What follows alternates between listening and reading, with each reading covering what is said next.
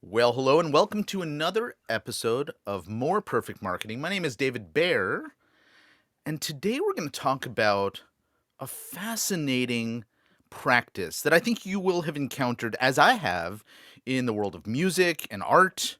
And we're going to actually dive into how this applies to marketing in a moment. But let me tell you a story. When I was a kid, my grandmother, who was an art teacher in the New York City public schools, used to take me to the Metropolitan Museum of Art, and we would walk through the galleries and look at the amazing artwork. And I noticed kind of an odd thing as I was going through the halls and looking at the artwork. There were other people there who weren't like browsing, looking around. They were actually like stationary. They set up a little shop. They set up like a little easel, and in front of an artwork on the wall, they were sketching or even painting that same artwork. And I thought, well, that's kind of weird. And I'd ask my grandmother, what's this all about? I was thinking, well, these guys are like rip-off artists. They're copying the work on the wall, and they're going to go out on the street and sell it, just like the guys I had seen, selling stuff on the street. And she said, no, no, no, no. This is how artists learn. This is how they learn their craft. Well, we're going to dive into this and how it applies to marketing today with my guest, Csaba Borzasi. Csaba, welcome. David, awesome to be here. Thank you so much. And I love the intro, like starting off with a story. That's smart. Oh, okay. I want you to speak more about that because I'm curious why starting off with a story is smart. But before you tell us that, why don't you tell us a little bit about who you are and why what I just shared relates to who you are? Yeah, so I've been a freelance copywriter for about 4 years. What this means, basically, direct response copywriting, in case some of you don't know it. Basically, we write messages that sell stuff or that compel people to take action. And earlier this year, I basically made this crazy plan to break down 100 proven sales letters written by the best copywriters of all time over the course of 100 days, and then document my process through daily videos. Because, I wanted to dive deeper into the craft. I wanted to create like an evergreen content library. And this, like, just like you said, people have been telling me to, study the greats. We have like a common mentor, Brian Kurtz, who considers these people the titans of the marketing, of the direct response marketing industry. And I wanted to find out what the whole fuss is about. And this took me down a pretty amazing rabbit hole that resulted in so many life-changing realizations, experiences, new doors opens, and all sorts of great stuff like that. So, how does this relate to the copying thing? Because I think that in your world of taking written copy and actually and you I think even teach this concept to folks on your email list, and then you also talk about why maybe you don't need to do it all the time, right? Mm-hmm. um, a very common practice is to actually go and find an ad, a sales letter, and then take a writing utensil, a pen or a pencil. This may be, sort of alien to some people these days, but you can actually like write stuff with a utensil still and write it out by hand, like copy the entire thing, similar to what the people I was describing at the museum were doing with the work of art on the wall. Why is that suggested? Why is that a practice that copywriters have been taught? Yeah, that's a great question. Actually, to the best of my knowledge, Gary Halbert, another legendary copywriter, came up with this. And the idea behind it is that when you hand copy something, it forms this connection between your hand and your brain. It kind of engraves it into your subconscious mind. At least that's what the theory is. And in a sense, it's definitely true. However, I also studied cognitive psychology, and I've been a psychology researcher for some time. And it's not quite that easy, but I guess the biggest value when hand copying sales letters or ads or any other thing that you want to learn from is that you're forcing your mind, especially nowadays when we're all attention starved, you're forcing your mind to concentrate on a single thing, and you're slowing yourself down. As you're writing it, you cannot really write it that fast. And then you also have to concentrate on the words as you're writing them. And it's kind of like you're almost reliving the experience of those copywriters writing these ads themselves. And so you kind of took that concept, and I know that you've suggested that some things are worth rewriting and some things aren't in Yes. terms of how to absorb it. I think I've also heard you talk about how sometimes we just sort of do this mindlessly without paying attention, Yeah, yeah, yeah. and you lose the ability to really absorb it. But you did something somewhat similar as you were doing that breakdown that you were describing earlier, and making all the videos that folks can now see on YouTube. Well, by the way, we'll make sure that you can find those videos on YouTube, because it's a it'll be a life changing experience to go through and watch Csaba analyze these sales letters for you. I promise. So how did that sort of relate to the rewriting? You were doing something similar as you were analyzing, right? Yes. So I wanted to give handwriting a try because I've heard so much about it. And I actually, as I started the challenge, for the first 20 days, I actually hand wrote those letters. But then I realized it takes way too much time. So, and I kind of, I'm phasing out more often than I wanted to admit. So then I shifted into reverse engineering those ads. And I started analyzing longer and longer ads, including stuff like 50-page ads, 50-page ads, Yes, something you like the wouldn't want to famous be End of America. rewriting, I imagine. Yeah, I mean, I just didn't have the time for it, especially as I was doing it as a daily challenge. And I got married during this. We bought a new apartment. I basically created a webinar launch funnel for a client. I did a bunch of stuff for my own business. So it was a busy time. But getting back to the topic, basically the workflow was that I would find an ad, I would read it, mark it up, the most important things, and then just turn on video and start talking about it, start analyzing it live on the video without editing it, without cutting things out, just my thoughts right there with those little notes. And the most magical thing happened because of this. I got into this zone, this trance state as I was doing this, and I don't know how, but each time I kind of turned off the video, I noticed that the video was at least 30 minutes long. And I didn't intend to be that long because I know that YouTube's algorithm doesn't like these long videos, but it just kept on flowing and I didn't really mess up.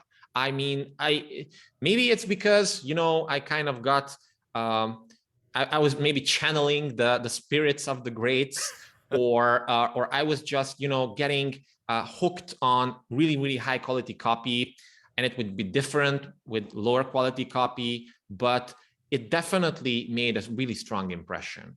And just like you said, the museum example, copying, I truly believe that if you're kind of copying, and I'm doing it in quotes, copying something like a great piece of art or a message, in some way, shape, or form, and that can be hand copying, that can be reverse engineering, that can be just reading it many times, it's going to make you a way better professional at the given craft. So a few minutes ago, after I shared that opening, you said, it was great to open with a story. And I'm curious why you said that. Well, because we're hardwired for stories. And in the marketing industry nowadays, it's very hip to just, try to market things with stories, but not many people do it right. But the thing is, we live in an era in which people have been exposed to so many ads, so many empty promises, they've been burned so many times. And just promising something once again, or making your promise bigger, it's not going to cut it anymore. You need to kind of circumvent the sales resistance that people have. And one of the best ways to do this is through stories, because we've evolved to tell stories. It's kind of, as you're telling it, if this, and this is very important, the story has to be somewhat relevant to your reader or viewer or target audience. It's going to creep inside their minds. It's kind of like Inception, the movie. And if you do it right, all their sales resistance is going to go out of the window, and they will feel like you are kind of relating to them emotionally, even though you don't even know each other. It's very powerful. Yeah, and the fact that you come from this psychology background is even more powerful to sort of reinforce these ideas. Okay, there's a lot of directions that we can go, but I really want to talk about the fact that you chose to go back in time and look at um, what I'll call the old masters in Mhm. the space that you are in, which is copywriting, sales copywriting. Just the way that the people in the museum were going back and copying the old Dutch masters, or Manet or Monet or whoever they Mhm. were trying to get a sense of why, when we've had so much progress over time, would anybody I was about to say waste their time, but Mhm. Mhm. invest time in old stuff when there's so much new stuff that's benefited from advancement. Ooh, I love that question. Well, here's the thing. There's no new thing under the sun. Well, not, I would say 99% of all the gurus, all the marketing experts, all the uh, authority figures today on this topic, they always go back to the same fundamentals, the same principles that essentially like a guy called Claude Hopkins came up with like 100 years ago. And the reason why I wanted to go back to the source is because I wanted to see the essence. I wanted to see the undiluted version. Because nowadays, you're kind of getting, in a sense, you're getting a more advanced version of those essential early version marketing strategies, but some of it is getting watered down because people are looking for easier solutions, but easier solutions don't always work best. But on the other hand, I do admit that there are new strategies and new tactics that work better in some cases. So I believe that combining the two can make you into a double threat.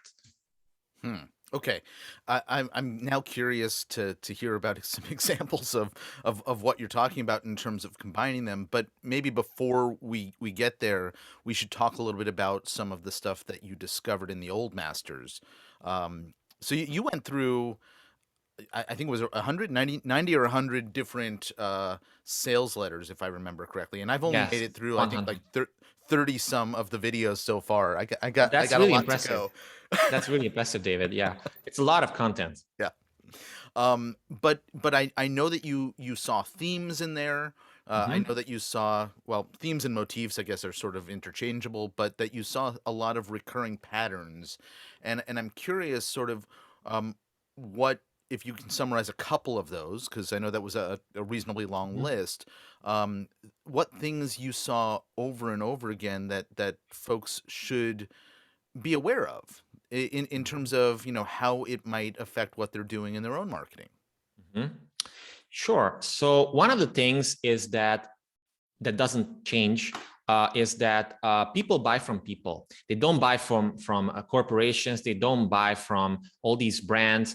Well, maybe Coca-Cola, yes, but that's different types of transaction. If we're talking about small business owners, people buy from people, and it really annoys me when I see all these big shot corporate marketing materials always talking about we. Our mission is this. We believe, we do this. Look at us. We're so awesome. But in essence, nobody cares about that.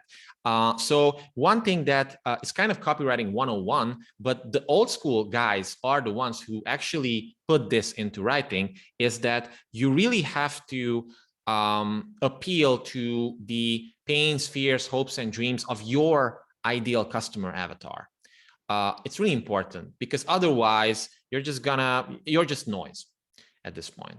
That's one of the important things. The other one is that how you actually communicate. And again, we tend to overcomplicate things. And I partially blame the education system for this, because in school we learned that you have to sound smart, you have to use long sentences, you have to, when you write like a dissertation paper or something, and all the scientific stuff, they're super complicated, because then it must mean that they're legit, right?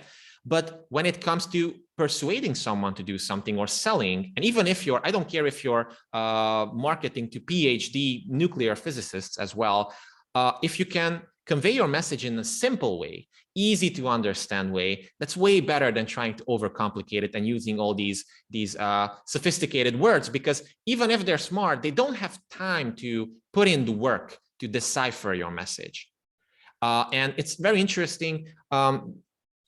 If you like, there's been some studies on this, and the data shows that basically if you write at the 6th grade level, or maybe even a 5th grade level, your copy is going to convert way better than if you write on at the 10th grade level, because it's just easier, frictionless for people. That's an important word, frictionless, because Yeah. I think a lot of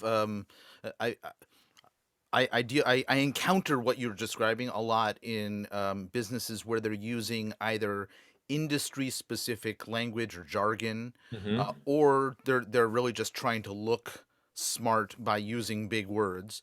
And what does that do to the consumer of that content, the reader, or if it's a video, the viewer, is they stop paying attention to what happens after that word or that concept is presented, because their mind is still trying to figure out what was just Mm-hmm. presented to them.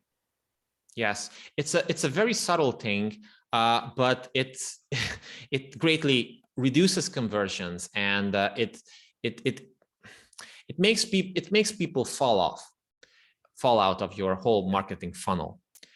It's because they constantly feel like they need to do some sort of work, or I'm telling you, like, here's a very simple example.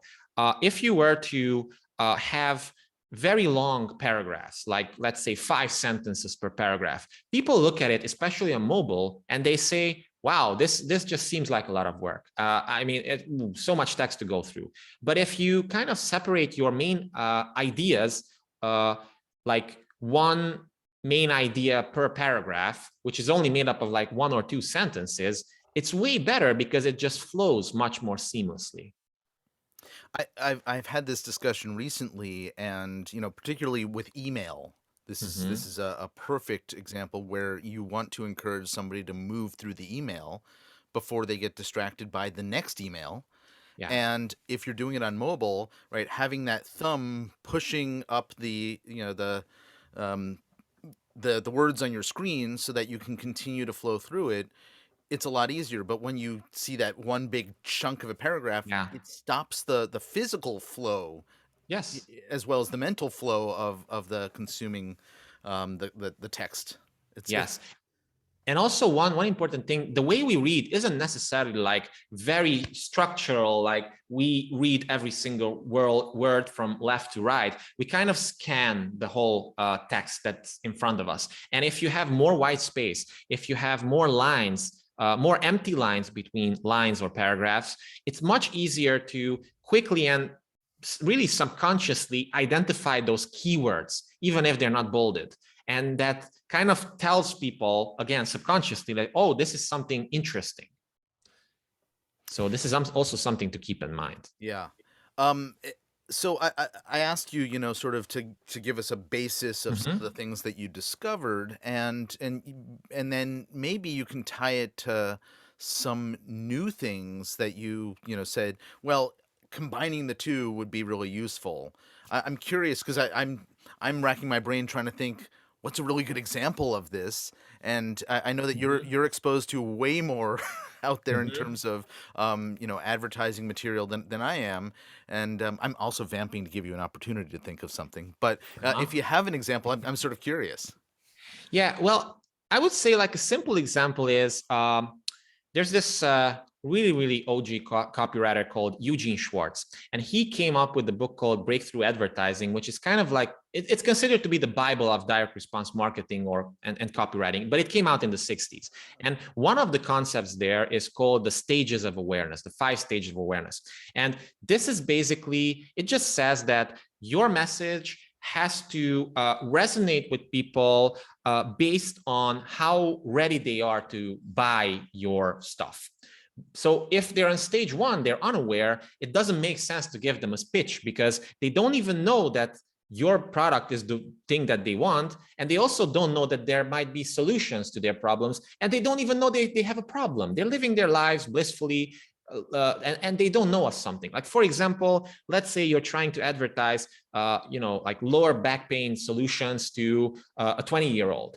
Well, chances are your product might be the best product ever, but it's just super not relevant for that person. And of course, this also has to do with audience selection and why you should narrow down your audience and not try to market to everyone, because many people I talk to, they always say, oh, I'm trying to market to everyone, 18-year-olds to 65-year-olds. But this is a big mistake. So if you use this stages of awareness concept, that's pretty much why funnels were invented, to kind of give people a specific message at each stage of their awareness. So in essence, this is how this looks like nowadays. If you want to build a funnel, the reason why you need blog posts or content is because you have a lot of unaware people who don't know they have a problem, and you kind of have to warm them up. And then let's say you try to reach roughly the same audience, but who are in a higher stage of awareness. So the second stage, problem aware. Well, your Facebook ad usually talks about problems, right? It's trying to make an emotional connection with people and then teases at a solution so that when people click through, they land on a landing page where you give them like a freebie or something valuable that solves one of their specific problems. And at this stage, they're solution aware because they know they have a problem and that they know that there is some sort of solution. And then they get on your email list, you start building a relationship with them, you nurture them, and then they slowly warm up to product aware when they first hear about your product, and then most aware when they're almost ready to buy. They just need a reason why they should buy now.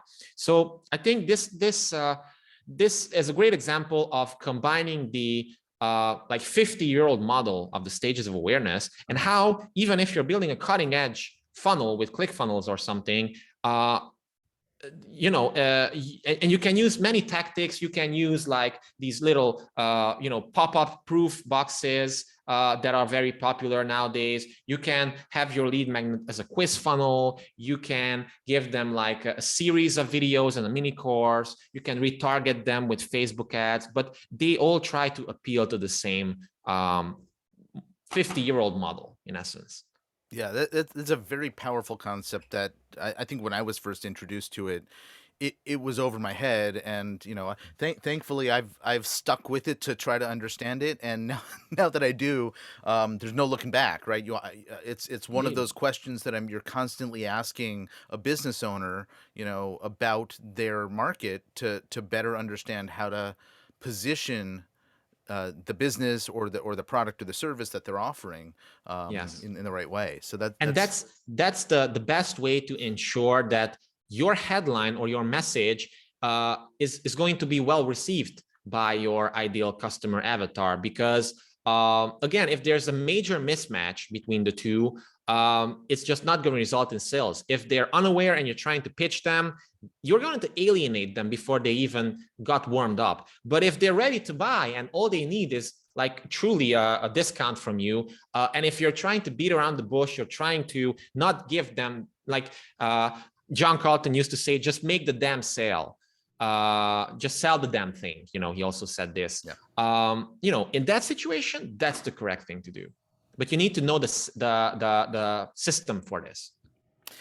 I want to shift gears for a minute. Talking about informed by old masters, and I want to shift to another craft, because if I remembered it correctly, in another conversation, you mentioned that one of the people that has mentored you in this space is Kevin Rogers. Is that right?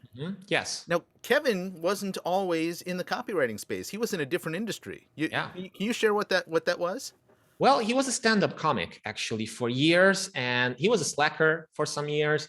And then the way how he got started with copywriting is that he kind of got he read a book about it, and then he got under the wings of John Carlton, who was the mentee of Gary Halbert, you know, both legendary copywriters.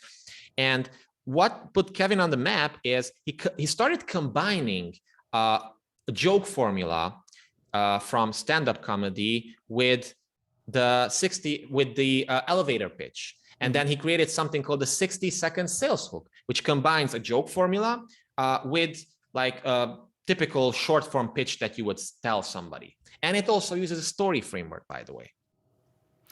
And I imagine that knowing people in the comedy space, performers, that a lot of what he learned in that initial craft was probably informed by people who had been, doing it in generations prior to him as well. And those formulas don't really change as much, even though the style of delivery might change. Yes, yes. I love how you formulated it. The style of delivery always changes. Sometimes we have Facebook, YouTube, Google, TikTok. What's this audio only social media? I always forget. Clubhouse, yeah. So the mechanism or the delivery vehicle changes, but the most effective messages are just the same. If you would take 100-year-old copywriter, like who worked 100 years ago, and you would put him as charge of a Facebook ads agency nowadays, he would still be the best copywriter. It doesn't matter if it's a Facebook ad. Like he would just have to learn what words to avoid because, like Facebook is very, very, you have to censor your messages so much nowadays, but that's it. All right, I want to talk a little bit about where copy is applied. I've had a lot of folks here on the show who talk about email marketing in particular. And obviously, there's a lot of the stuff that you're talking about, the concepts that you're talking about used in email. We've talked about ads as well. But can you sort of walk through the prospect to customer life cycle, all of the different places where along the path of a business interacting with someone, they might be encountering copy of one sort or another? And you're referring to email marketing specifically? Well, no, I'm saying that it's all over the place, right? So it might start with the ad, yeah, and so, then continue to progress. So where because I think understanding what you do has been a challenge for a lot of business owners to say, I understand what copywriting is and why it's necessary for me either to A, get really good at it myself, or B, why I need to invest in somebody who really understands this craft properly to advance my business. And so when you see how many different places in a business this craft ought to be applied properly, I think it's very revealing. Yeah. So basically, wherever you use any sort of messaging, you need copywriting. And I know that the name gets a bad rep, and I get it. It's a terrible name. First of all, most people just confuse it with the legal term, copywriting. And then it assumes that it's all about writing. But the best copywriters are always amazing marketing strategists who just specialize in the messaging area, which is called copywriting. But to get back to your question, like most people nowadays, the first copy they usually find or encounter from like a small business is through an ad. And this can be a Facebook ad, YouTube ad, a banner ad, newspaper ad, it doesn't matter. But let's say it's a Facebook ad because it's really common. So they encounter an ad. Well, there you go. It's very, very important for that ad to have good copy, because otherwise it's going to cost you so much to acquire that customer. The click-through rate is going to be so low that it's just not going to be, it's going to just kill your funnel right off the bat. But once people click on the link, so the ad is working well, then you take them to the landing page, which again, from a copy perspective is very important, because you want the most people as possible to submit their email address on this landing page or to request for like a demo or to start a free trial or something, because you've paid heavy, like real money for that visitor. You are paying a fortune for traffic, and then losing it on the page, which is on your website, it hurts. And again, it can kill your entire funnel. And then once people subscribe, and the reason why we're bringing up email marketing is because it's still arguably the best marketing channel out there, especially now. It's getting a renaissance. It never really died, although some people always say that, oh, email marketing is that. It's not true at all. But good copy in emails is just as important. However, the cool thing about email marketing is that you don't have to be a professional copywriter to be really, really good at email marketing, because the thing that works the best is sharing stories, sharing case studies, just talking to people, just being vulnerable and establishing this thing we call know, like, and trust, because people buy from people they know, like, and trust. So one of the ways you can use this, and it all brings together copy and personal branding and email marketing, is to have an automated welcome sequence that, once people subscribe, let's say the first email just delivers on your promise, gives them the lead magnet, and then sets expectations. Then a day later, the next email is about your story. Let's say how you got started. And it's really interesting, about pages on websites, they are usually the second most visited sites on a website. The About Us or About Yes, page? the About Us page. Yeah, because people are curious. They are looking to hear about your story, who you are, why they should trust you, why they should buy from you when there are so many others out there. And anybody can say that, oh, we are the best, we believe this and that. But what truly makes you different is just making that subtle connection, so that people feel like, oh yeah, this person understands me. But it's not enough to make the sale in most cases. It starts off it continues that first impression. It kind of takes the relationship to another level. Because as a marketer, you're always kind of fighting. You're fighting to get attention. Then you're fighting to keep attention. Then you're fighting to keep that attention even longer, right? It's a constant battle. And if you have great copy, that's your best weapon against this problem. I want to jump in about this About page, because I just went to your About page, and you do the same thing that I do on mine, which is you use it as a selling tool. In your case, it looks like a sales letter, and you are giving people an opportunity to opt in to get something on that page. I was taught the same general approach, which is to use it to tell your story very briefly, and then switch to the prospect and talk about them and how you can help them, or et cetera, right? And show them resources, et cetera, because ultimately it's so visited, as you just said, right? It's an opportunity you don't want to squander. So kudos to you for doing that, and we're going to tell people what your website is in just a moment, so that they can go check it out for themselves. Well, thank you. Thanks for the plug. And yeah, it's totally true. Every page should have a specific objective, even it's like a more content-oriented page, like an About page. And this is what real, genuine marketing looks like. It's not about giving them hype, like very big claims, or screaming basically that this is something different and better. It's about 75% about it is just talking to people. It's just sharing something useful, either a story or a content piece. And this is also called education-based marketing. But to finish up this email part, after you give them the next steps, after you give them the story, then you can basically easily send them a few emails which are there to so-called shift their beliefs. So how you do this in real life? You just send a few emails of like false ideas that people have about your services or about your industry. And you can share case studies here. You can just say, most people believe that they cannot lose weight because they just don't have the good genes for it, right?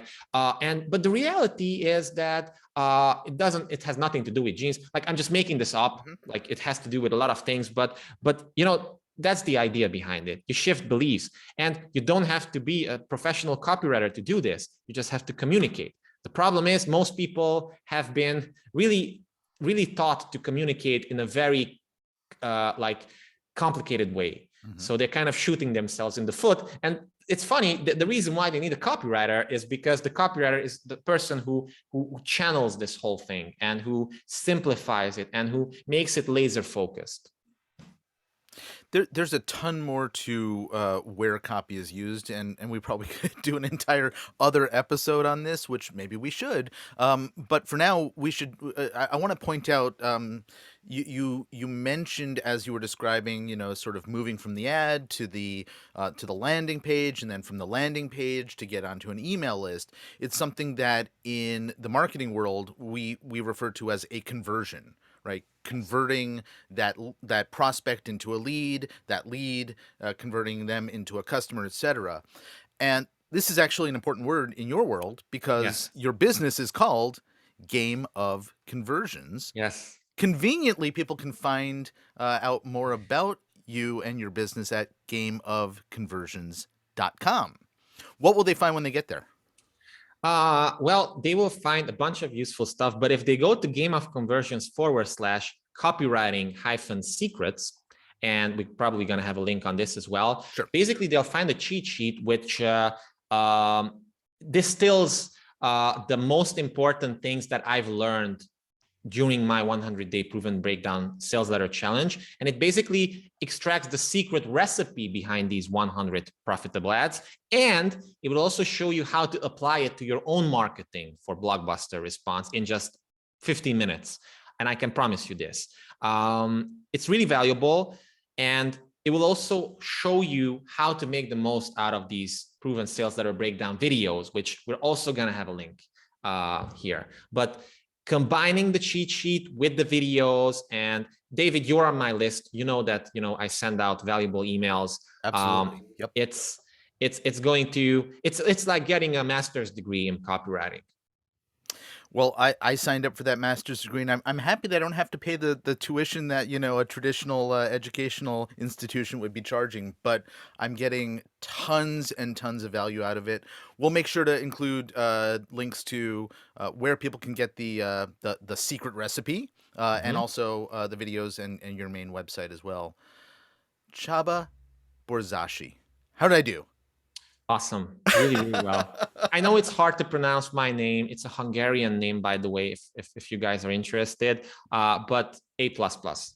Well, thank you. And thank you for all of your amazing knowledge and for investing so much time in your activity earlier this year to break down all of these ads.